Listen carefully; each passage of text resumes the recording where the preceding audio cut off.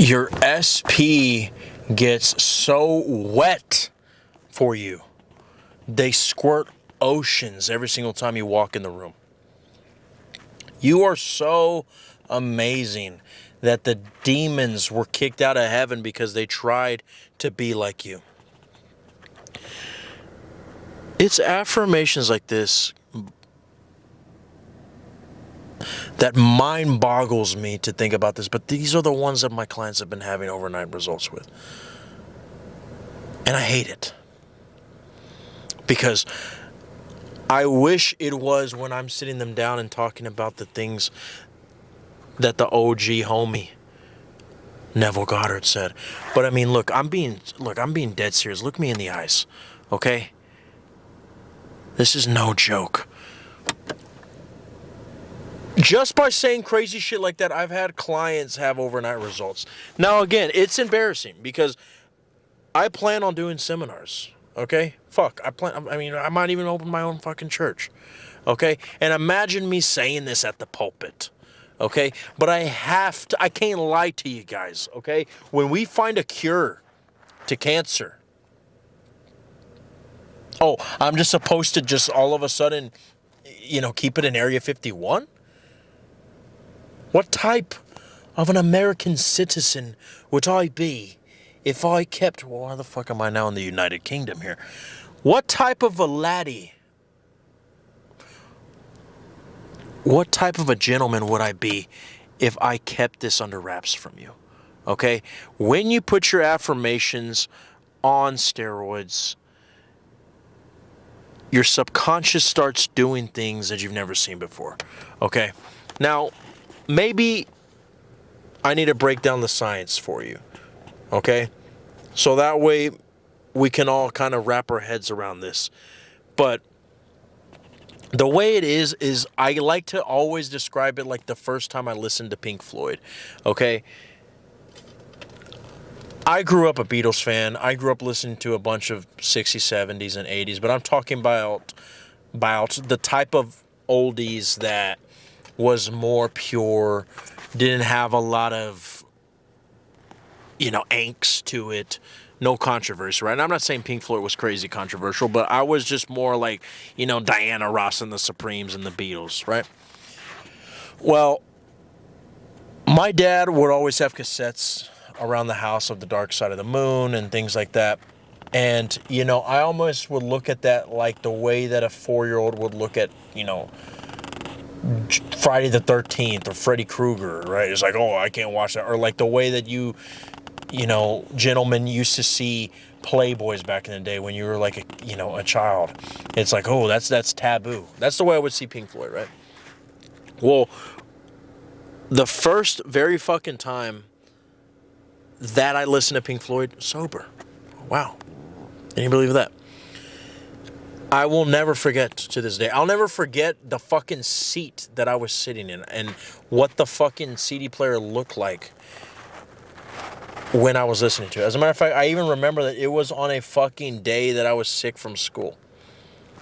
And coincidentally enough, Comfortably Numb fucking came up, right? Any of you know where I'm getting at with that one. But long story short, my whole view of music changed, right? Because anything you put into your awareness that is different, there's a natural feeling, almost like a rush of adrenaline that comes upon you, right?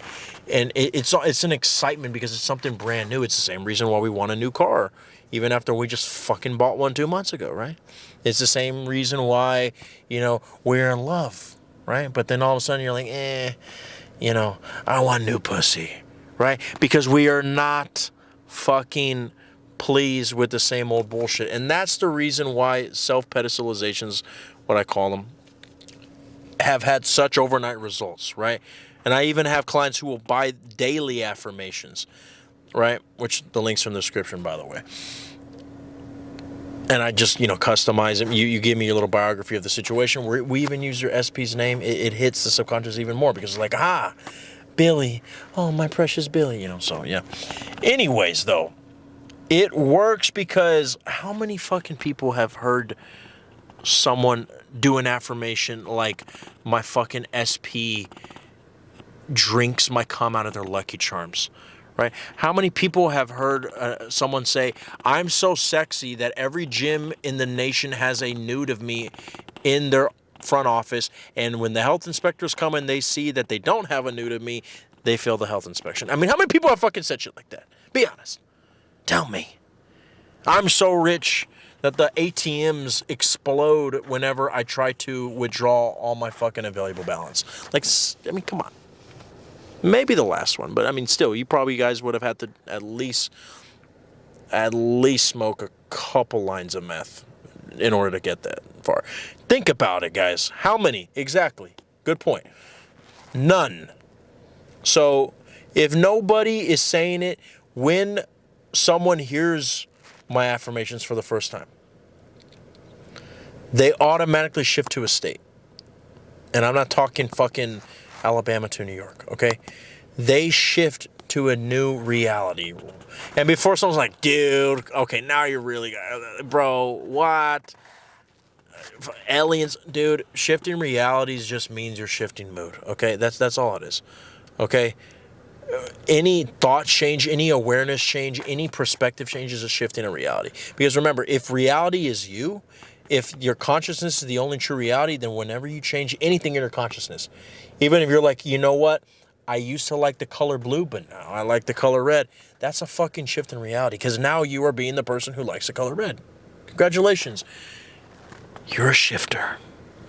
So when you understand that consciousness is the only reality, and when you understand that affirmations that give you a different feeling can be very powerful, then that's all great. But I don't want you to rely on talking about sperm in your SP's Lucky Charms whenever you're being triggered by the fact that in the 3D she still hasn't called you in 8 months.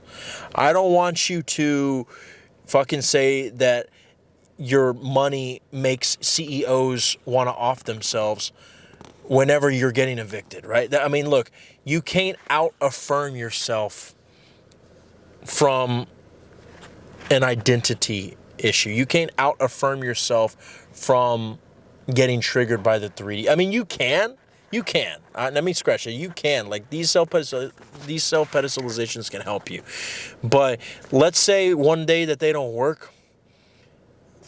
If they don't work, your reality is going to say, you're just trying too hard, right? And I think the days that they work is when there is something deeper at the root. And whenever there's anything deeper at the root, self-concept issues, you putting the concept of your SP on a pedestal, those are all things that if you haven't done any sort of,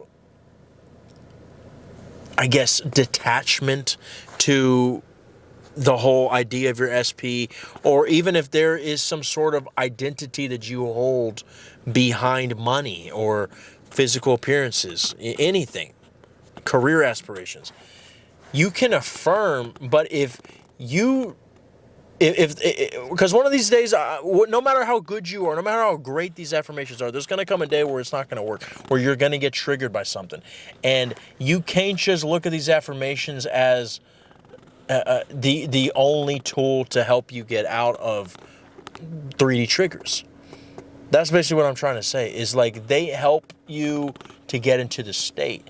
But I don't want you to have to just keep fucking talking about penises and cum and Lucky Charms whenever you are getting triggered by the 3D, because eventually your conscience is going to catch on and it's going to go, okay, but come on, let's be real here for a second, right?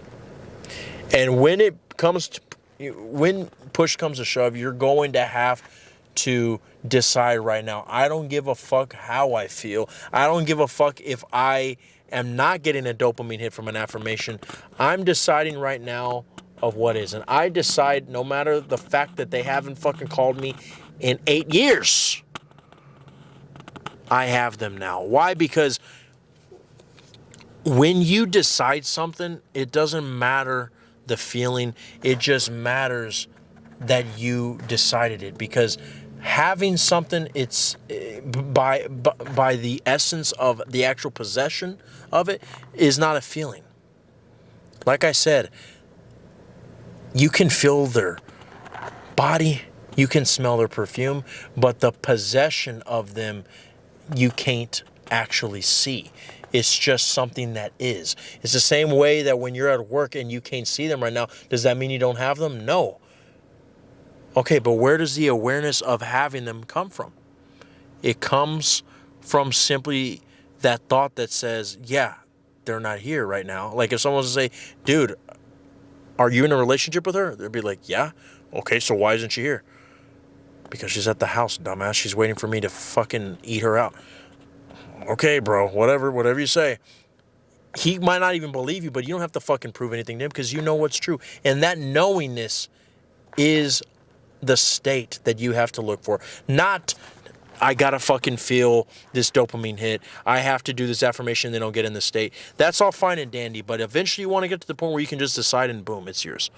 Now, if you need help with that, book a consultation with me. I would love to work with you. And join the channel membership. You get discounts to the consultations. Okay? I love you guys. Take care.